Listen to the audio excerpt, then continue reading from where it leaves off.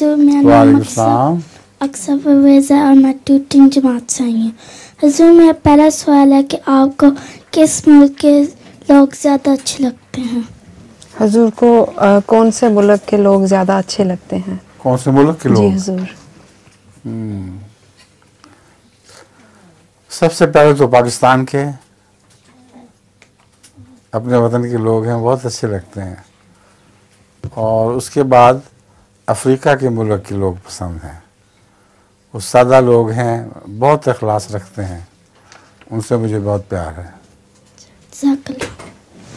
अस्सलाम वालेकुम हज़ूर, मेरा नाम अब्दुल शाफी और मैं ट्यूटिंग जमात से आई हूँ।